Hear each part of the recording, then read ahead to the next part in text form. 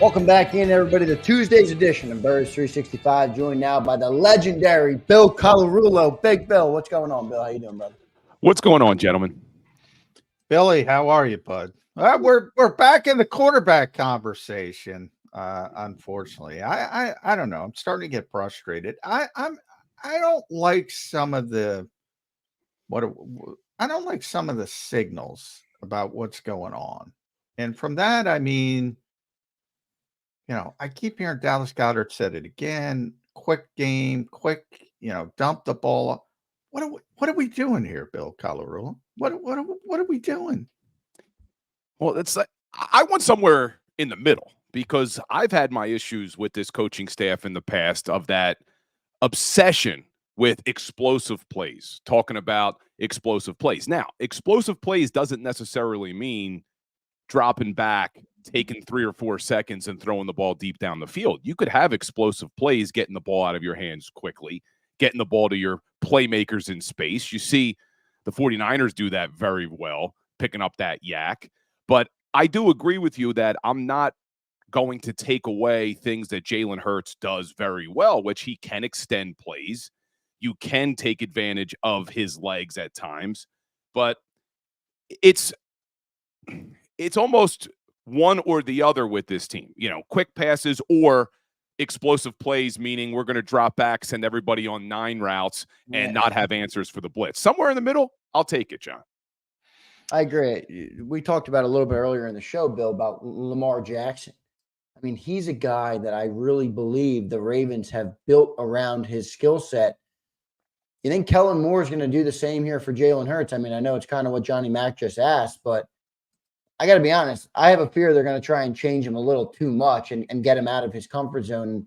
You kind of heard that in some of his comments where it almost sounded like he wasn't very confident in what they were installing around him. Now, I don't know if that's true until we see him on the field in September, but any concern that they're really going to push him the wrong way and out of what makes him great?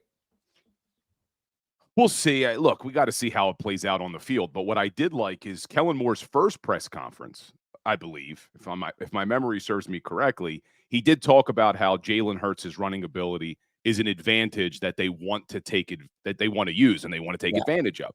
So I'm hoping, because you've never seen Kellen Moore have a quarterback with this skill set. Dak Prescott can't run the way Jalen Hurts can.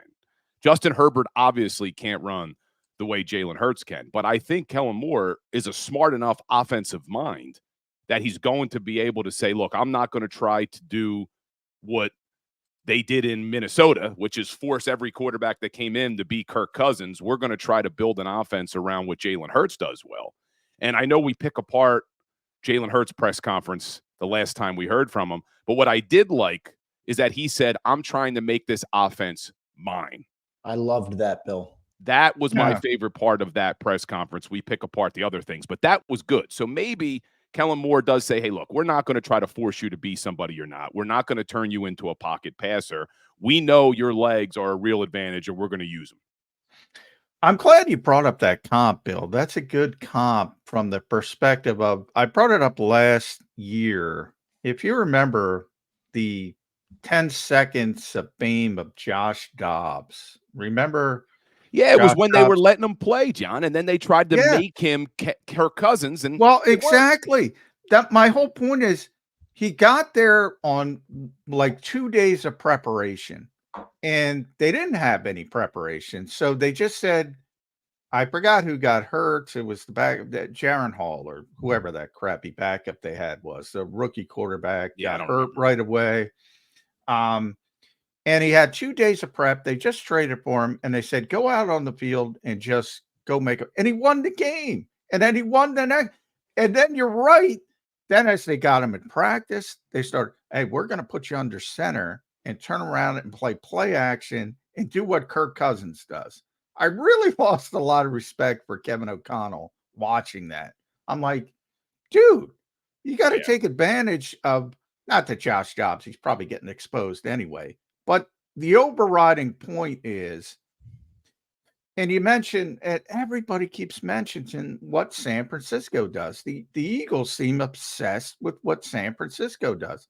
They have a different style. Believe me, if Trey Lance had to play back in the day, Kyle would do different things.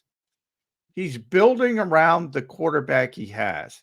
Get the football out quickly. Get the ball over the middle. You mentioned yards after catch. He's building around the quarterback he has. The Eagles have a great quarterback. Build around his strengths. I argue, improve the deficiencies, work on them, get incrementally better, but don't change from what the quarterback does well. And we have a great history we could go back to. Look at when Carson Wentz went down. Nick Foles steps in 2017. Doug Peterson, Frank Reich, John DeFilippo, what did they do? They said, okay, we're not going to force him to be Carson Wentz. What does Nick Foles do well? And then they started that whole RPO game. Different RPO than what you see with Jalen Hurts. Foles wasn't pulling it and running around the outside. But they built the offense to take advantage of Nick Foles' skill set, and the rest is history. We're parading down Broad Street. So I'm expecting them to be smart enough to do it. And look, when we talk about the yards after catch, I've given this stat before. You go back to 2022 with Shane Steichen, the Eagles were top 5 in average yards after catch. And then with pretty much the same weapons, last year with Brian Johnson calling the plays and designing the offenses, they went from 5th to 25th in average yards after catch. To me, that is all about the play designs and the route concepts. You look at Kellen Moore, even on a bad LA Chargers team last year, they were top 5 in YAK. So I do expect them to develop plays and have those route designs to get the ball to your playmakers in space. And now not only do you have AJ and Devontae and Dallas Goedert, you've added Saquon Barkley, who we know is a tremendous receiver out of the backfield. But I do agree with you. Don't try to fit Jalen Hurts into your system. Build a system to take advantage of Jalen Hurts, because he does have a unique skill set that you saw on full display 2 years ago. To follow up, guys, Tom Brady, I'm sure you saw it, Bill, the 5-minute clip of Tom Brady explaining how to play quarterback in the NFL. That was incredible. Talking about before the snap, right? Yeah, and he could have boiled it down to 1 minute, to be honest, because, and this is what Kellen Moore, Nick Sirianni, Xander Krause, Bill Colarulo, anybody who's around this quarterback should be trying to teach Jalen Hurts. Get the offense into the right play. Period. End of sentence. Yep. Period. That's it. That's all I want Kellen Moore to do, to teach Jalen Hurts and keep getting him better at that. So when you talk about hot routes, instead of just throwing a bubble screen, identify, oh, the blitz is coming from the slot. I got AJ on that side. Go right behind it. Boom.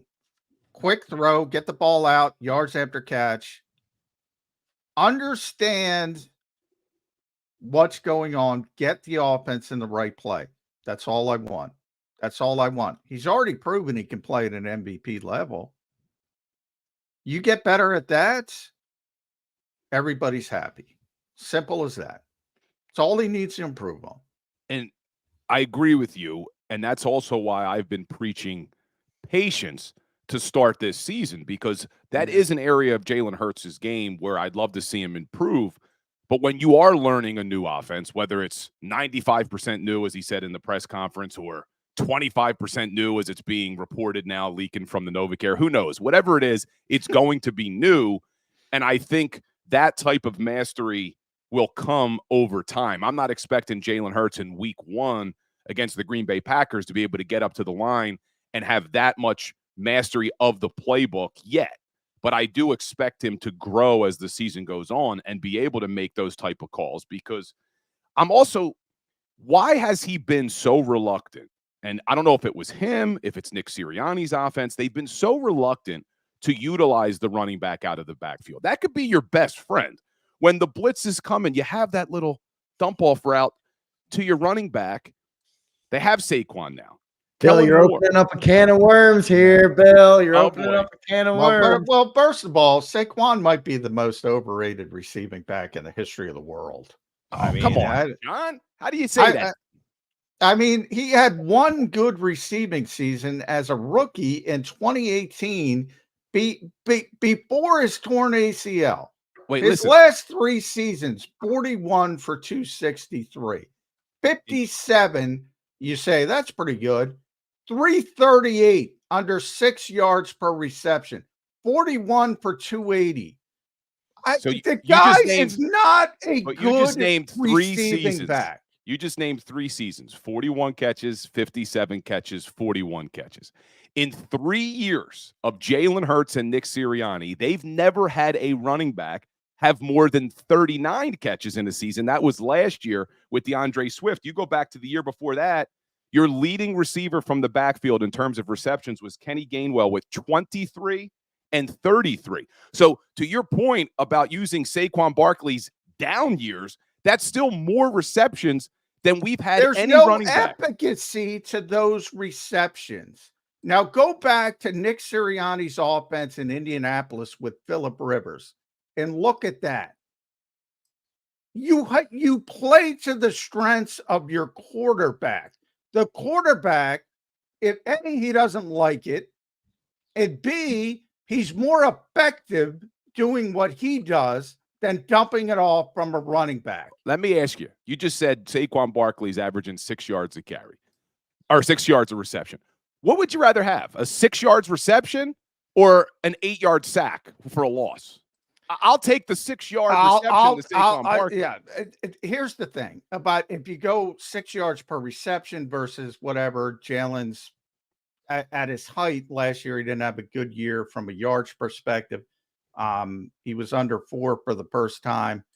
You got all the tush pushes thrown in there.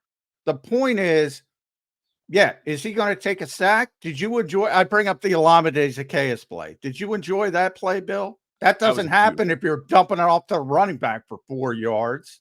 I'm not saying on every play, but how many times, John, did we watch last year where you knew the blitz was coming, especially at the end of the season going up against Wink Martindale, Todd Bowles? You knew they were going to blitz the hell out of you, and there was no safety route. And if there was, Jalen wasn't even looking at him. You had your receivers running 9 routes straight down the seam. They didn't have time. So even if Jalen tried to somehow scramble, there was nowhere to go with the football. I'll take the little dump off pass to Saquon. He picks up 3 or 4 yards. Guess what? My high school coach used to say it all the time. You get 3 yards of play, it's a first down. 3 yards of play gets you a first down every time. And here's the thing. People want to blame the coaches. Blame the quarterback. I think it's a combination. It's Jalen Hurts has never really utilized his running backs, but you've never seen you never seen them push it. But here's my gift so everybody can hit record. I'm gonna rip Howie Roseman for his 49th birthday. Is it his birthday 49. today? No, Sunday. Tyler Steen's birthday today. Maybe our starting right guard. Yeah, should be if he wins it out. Howie's so freaking off base with this evaluation of this freaking player. So off base. I got to be on the show every day, so I'll be the first to raise my hand if I'm wrong. This guy is not a good receiving back. You bring up Kenny Gainwell. Kenny Gainwell doesn't catch passes because the Eagles don't throw to running backs. Look at DeAndre Swift in Detroit versus DeAndre Swift in Philadelphia. That's the reason DeAndre Swift is in Chicago, because he didn't like this offense and he didn't want to be here. So to assume that this guy, who, by the way, is nowhere near fucking Christian McCaffrey as a receiver, nowhere near Christian McCaffrey as a receiver. He's nowhere near Aaron Jones as a receiver. Who is let me ask you a question. Receiver. Alvin Kamara. Let me ask you a question. Nowhere near. Christian McCaffrey, Alvin Kamara. Who was the other running back you said? Aaron Jones. Look at the wide receivers that those running backs played with. Look at the quarterbacks that those running backs played with. You're going to compare Saquon Barkley, who's never had a 1,000-yard receiver outside of his rookie season, when he did have a great receiving year, as you admitted. Excuses. Why the excuses? He's played with Daniel Jones, Tommy Cutlets, and his leading receiver every year had like 700 yards. Does he have pictures of everybody who's ever been? Is he blackmailing everybody? Who? Special players are special, no matter what. No matter what. Aaron Jones, here's the thing about Aaron Jones. Go watch the Dallas game. He's catching passes on wheel routes like a receiver on wheel route. Saquon Barkley's getting carried down the field by Zach Bond and Devin White. You're going to be disappointed, Bill. I'm preparing you for the disappointed. I'm preparing you for the disappointed. DeAndre Swift is a better receiver, not running back, not runner. Saquon's a very good runner. DeAndre Swift is a better receiver than Saquon Barkley. The Eagles didn't utilize him. You know why? Because they didn't want to utilize him. Because the quarterback didn't. Not that he can't do it. Same thing with Kenny. Kenny Gainwell played slot receiver at Memphis. You think he's not a better receiver than Saquon Barkley? I think what you have to factor in is the total package is better with Saquon Barkley. Oh, yeah, that I'm not denying.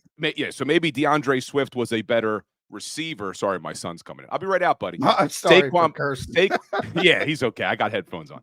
Saquon Barkley may not be as good as a receiver as DeAndre Swift, but when you factor in the total package, not only running the football, better pass protector, better all runner. Of it.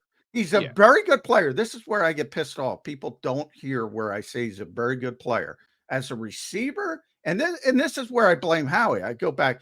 He made these comments about, and people think you're setting this guy up for failure. So I'll blame Howie because people expect him to be Christian McCaffrey. And he ain't in the same ballpark as a receiver. Well, we'll see this year. When you put this guy with some other weapons, and I know you say we're making excuses. I mean, come on. He's got Tommy Cutlets throwing him the ball last year. The leading receivers, who? Darius Slayton on that team? The only year he played with weapons was his rookie season when they had Eli Manning and OBJ, and that's when he had all right. 91 catches. I'll go down this route with you, Bill. He's now playing with weapons. You're right. Here's the difference. Saquon's going to get elevated. He's not going to elevate. He's going to be elevated by A.J. Brown and Devontae Smith and Dallas Goedert. And he's going to be a fine player here. And I hope everybody hears that. He's going to be a very good player for the Philadelphia Eagles. But he's not elevating. He's getting elevated. And my last thing, Bill, you say you didn't have complementary pieces, which you're correct. That's fair context with the Giants, who are an awful organization, awful team. And he does have it here. Why in God's name would you not want to get the ball in the hands of A.J. Brown, Devontae Smith, and Dallas Goedert before Saquon Barkley in the passing game? In the passing game. I think it's just another piece. I'm not expecting Saquon Barkley to have 90 catches this season. I don't want him to have 90 catches for that exact reason. But when you talk about Saquon isn't necessarily going to elevate this offense, I don't need the offense elevated that much. Just clean up the turnovers. I mean, you look at last season's offense. They're a top 10 offense in the NFL. It was the turnovers that crushed this team. So, look, maybe you could make the argument they overpaid Saquon Barkley. Not when you look around. Not when the alternative is giving Darnell Mooney the same amount of money at a third wide receiver position. So I look at Saquon as just another weapon on this team, and I don't need him to elevate the offense that much. You're still top 10. Clean up the turnovers, have a better answer for the blitz, which I think Saquon should be able to help with because he is good at pass protection, and just protect the football. And then you're still a top 10 offense. You were number 7 in the NFL last year, even though it looked terrible at times. Yeah, so people are taking the small sample size over the larger one. They're talking about 7 games at the end of the season where the offense didn't look great.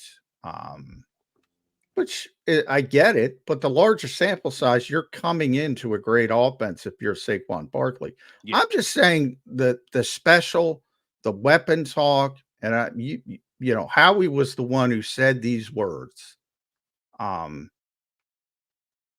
People are going to be disappointed, and they're setting the poor guy up for failure. And he's going to be a good player, but that's all he is. He's not a great player. And the Eagles have had good running backs.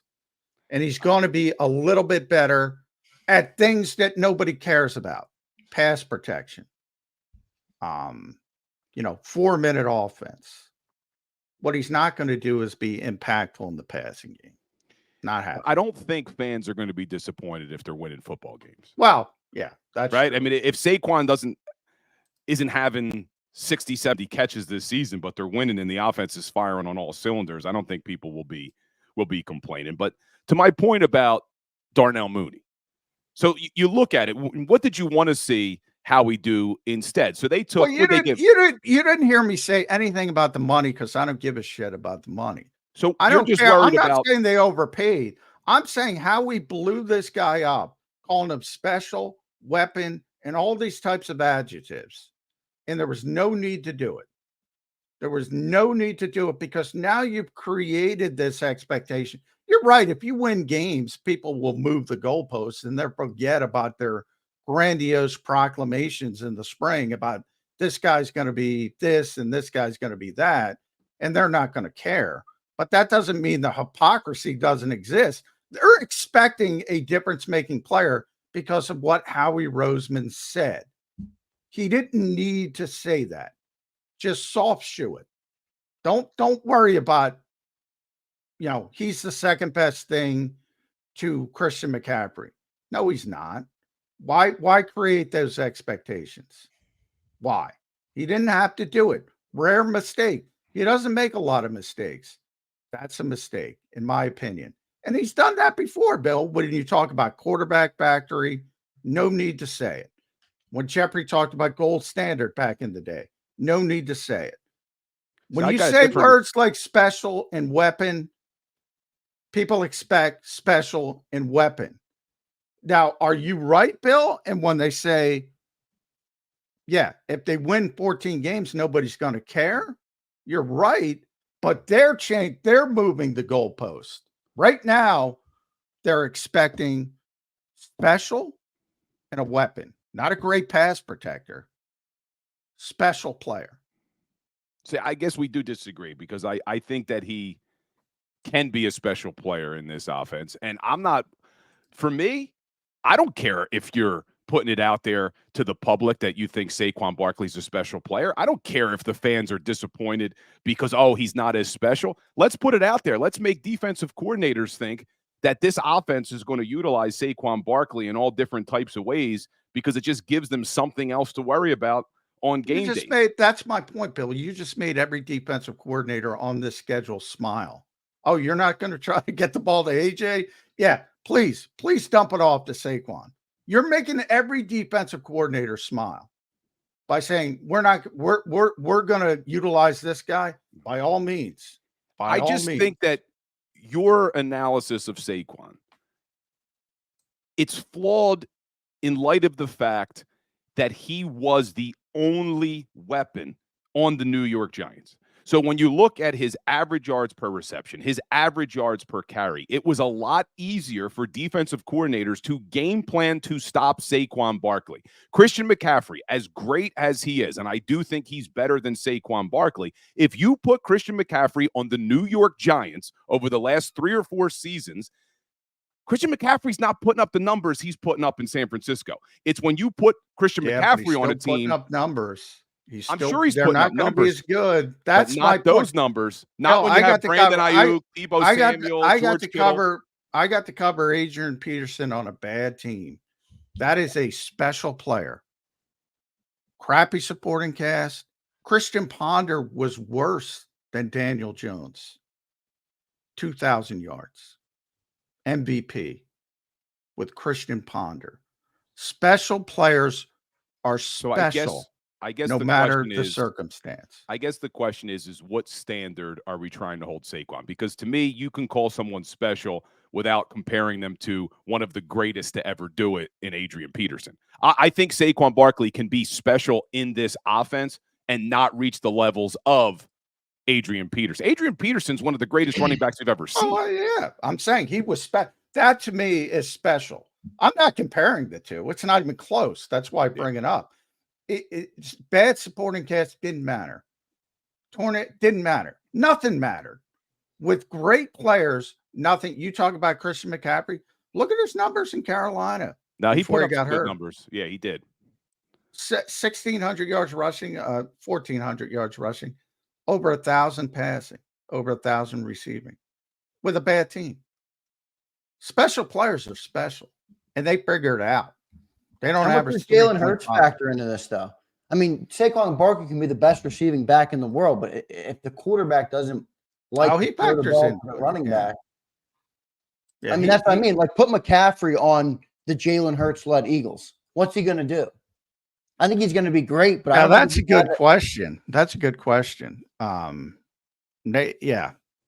he doesn't like throwing it to the running backs. He doesn't, and that's the big part of me. You guys are arguing about, how good Saquon can be. I think that's a good point, but Hold on, buddy. I wonder if the quarterback is the more important part of the equation, where if Jalen doesn't want to throw the ball to running backs and he's going to be, he doesn't want to do it much, then it's all mute, right? I mean, it doesn't even matter. He could be the best receiving back in the world. If he doesn't get the ball, he's never going to be able to show it. Yeah, I'm trying to look up. I just wanted to see in 2019, but for some reason I was trying to see who else he had. Hey, Buddy Boy's coming to take a look. You want to say hi? What's up, little Bill? This is Hey, Leo. bud. Leo's Leo, ready. Leo. I'm Is sorry. I was Saquon yelling, Barkley I was jersey yelling ready? at your dad. Yeah. I'm sorry, bud. Leo getting came in. He's like, Johnny Mac, you better shut your ass up about I'll Saquon shut Barkley. up. Yeah. I just wanted to see in 2019, and I'm going off of memory now. When Christian McCaffrey, it says sugar. It says sugar. I'll be right there, buddy. When Christian McCaffrey was putting up over 1,000 yards with the Carolina Panthers, I was just trying to see who their other weapons were that season, because I think they still had,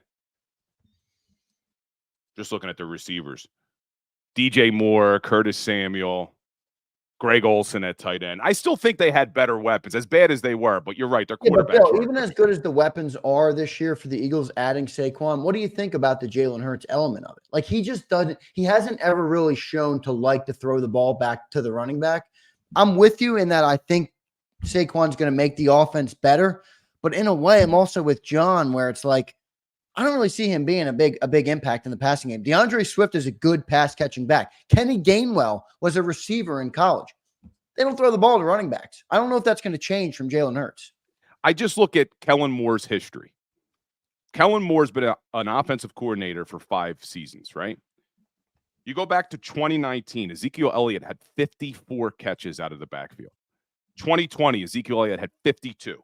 2021, him and Pollard combined for 86 catches out of the backfield. 2022, him and Pollard combined for 56. And then last year, Eckler had 51. So if you look at the history of Kellen Moore's offenses, history would tell you they're going to utilize the running backs. I know John's saying, why would you take the ball out of A.J. Brown and Devontae Smith's hands? But at the same time, I look at our running back as the answer for our third wide receiver, because they still lack in that category. How many people would have loved to get more from Quez Watkins, Olamide Zaccheaus, or Julio Jones last year, who filled for that wide receiver 3? Well, now you basically said, okay, the wide receiver market's going crazy. I'm not giving Darnell Mooney 3 years, $39 million when the guy had 400 yards last year. But what I'll do is I'll utilize Saquon Barkley instead and give him less money than people are paying this crazy wide receiver market. That's how I look at it. Now, you're right, but I would argue, and apologies to Bill and his son at Bill He can't hear you, so Colarulo. you can drop F-bombs again. X.com. Make sure you follow Bill on Twitter. Listen to him. When are you going to be on 97.5, Bill? So I'll Today? be on tonight, 6 to 10. I'm doing the night show tonight. And 6 then to this 10. week, 6 to 10 tonight. And then this week, 2 to 6 tomorrow, 10 to 2 Thursday, Friday, the weekends. Turn it on. I'm usually on. No, I listen to you all the time. You know I love you. I love the spirited conversation. I love your ability to come back. But I would say, to your point about Kellen Moore, and you're right about his history, I think it has more to do about the quarterback. Again, I go back to Phillip Rivers, because Nick Sirianni loves Phillip Rivers. And if you go back to 2020 in Indianapolis, Nyheim Hines caught 63 balls out of the backfield. Jonathan Taylor caught 36 out of the backfield as the lead back. That was Nick Sirianni's offense. Yeah, Now, so it's people more say- Jalen probably. Yes, it's Yeah. more the quarterback, and the quarterback is comfortable. And the quarterback, in the case of Phillip Rivers, he wanted to dump it off. You know, he's not going to run. He needed to dump it off. He utilized Nyheim Hines to a significant degree, and that's what I think people are missing. Jalen Hurts doesn't want to do it. He's not comfortable doing it, and I think pounding the square peg in the round hole is a bad way to go, especially for, you know. You know what the best part is, John? We're going to find out. We're going to find out. Less than a couple months, baby. And we're both on every day, so we both live with the consequences. Yeah. And Leo, what do we say? As always, Go Birds. Go there you Birds. go, Leo. I love it. Thanks. All right. Bill. all right, For guys, Thanks, sorry buddy. about that. Leo was supposed to occupy himself for. That's all right. Leo needs No, his pop. I'm good with Leo, that. yeah. Leo came in for a special appearance. He made the show Thanks, better. bud. Bill, thanks for joining the show. Little Leo, thanks for joining Yeah. the show. Thanks, guys. I'll see you next week. Thanks, All right, bud. Bill. See you, man. What do we If say? you missed any of today's show, Sorry, I didn't mean to play that. My bad, Johnny Mac. Good segment there, Johnny Mac. That was a great. I thought a great debate. Yeah, I thought both of you guys- I wish, and I know people aren't going to listen. I wish, because I think Saquon Barkley is a very good player. I think he's going to help the Eagles. I think he's going to be a better running back than DeAndre Swift or Miles Sanders. I don't think he's going to be a difference maker in the passing game. Me and you had this conversation on the show before, so I'm more on your side of it. I really am, and it's honestly less about the player of Saquon and more about the quarterback who just doesn't like to do That's that. part of it. Yeah, I mean, but I did think Bill had good points. I mean, I thought both of you guys had good points. I thought the passion was great. Let me go to 2 super chats because they come during the segment. And I don't like to interrupt the guest for them, but Jameson says, love the passion, J Mac. Never seen you this heated before. I James- get that heated all the time. Yeah, Jameson, you got to check in the Birds 365 more. Bill, Johnny Mac is always passionate when he's talking about football. James Carver says, Bill, Henry put up his numbers on a worse O-line team with the Titans. J-Mac's right again, and Henry's not an AP talent either.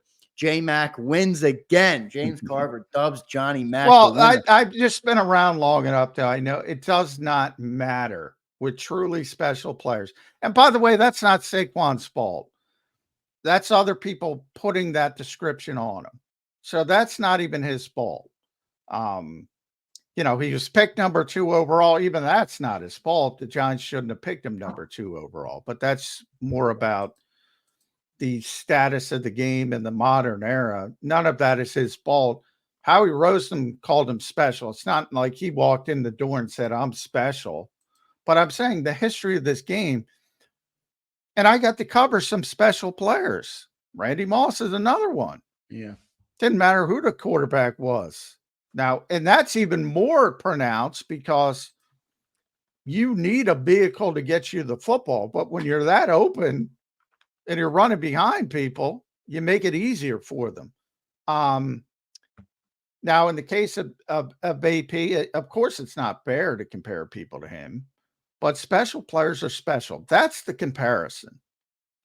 That's the only comparison I'm trying to make. Doesn't matter supporting cast. You're going to be better with a better supporting cast. But he already proved in New York he's not special. I'm sorry. Yeah, it's tough to argue that. I mean, I thought overall, though, I really did think it was a good conversation. We had tons of good commentary in the comments. Appreciate everybody. And real quick, Sander. Yep. I know we got to, if we're going to a break. No, we're I not. wish- We'll skip the last break here. We can just. I take it wish to the more top. people would look at, Bill brought up all the numbers of Kellen Moore, which I get it. Look at Indianapolis with Phillip Rivers. Not only getting the ball to running backs out of the backfield, hot routes, picking up blitzes. Look at that. when you start to say, oh, Nick Sirianni doesn't do this, Nick Sirianni doesn't do that. Well, he did it. The difference is the quarterback. That's why I keep going back to that. Is that right? The difference is the quarterback. Of course. Yeah, that's why I just I don't even think I have to argue you on saying how elite or great Saquon Barkley is. I don't think he's going to be used that way. I don't know how he's going to be used, and we're going to find out. Well, I don't think he's going to be used that way, nor should he, by the way. By the way, that I agree with you. I mean, I'm getting the ball to AJ Devontae in Dallas. Have you put on your reporter cap for a second? Have you gotten a report from a source, from anybody you talk to on a day-to-day basis about the Eagles? Do they really think that Saquon Barkley is going to be used like Christian McCaffrey? Is that the organization's thought process, or is that blown up by everybody that's outside the room? The organization believes he's a special player. As far as what that means, that's where you give the baton to people with open and they take it 17 different ways. They believe he's, if not the closest thing to Christian McCaffrey, close to the closest thing, if that makes sense, to Christian McCaffrey. They think he will have a Christian McCaffrey-like impact on their offense. Take that as you will. I don't like it. I don't like it. I don't like the thought of it. Again, first of all, not only do you have to be that type of player, which he's not that type of player, but you also have to change your offense to take advantage of that type of player. And I don't like that. So, yes, but they think he's and I will be the first one on Birds 365 to say he's a special player if he's a special player. I got to be on every day, Sander. I can't hide. I'll be the first one to say Howie's right if I'm wrong. And for those who listen to the show, I generally agree with Howie. This is one where we disagree. I think he's wrong on the evaluation of the player. And for Eagles fans, I hope I'm wrong. I fear I'm right.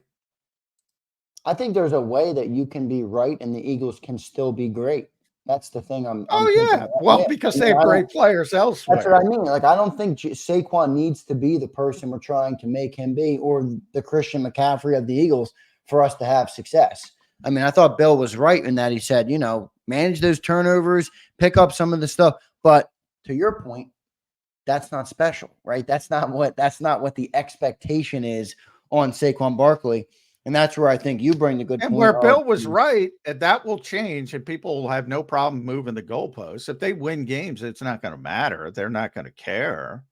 But I'm just, and in this case, I'll speak to Howie directly. Yeah, I disagree on your evaluation of the player. I mean, simple as that.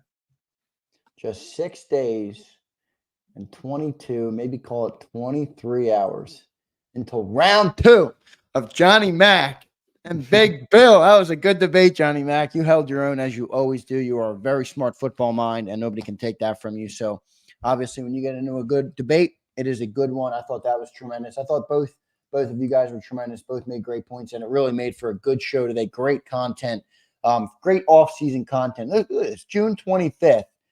June 25th, Johnny Mack, and we're having passionate discussions about the Philadelphia Eagles. That's only right here on Birds 365, right here on JAKIB Sports. Sometimes you got to brand and gram it, baby. Yes, manufacture it.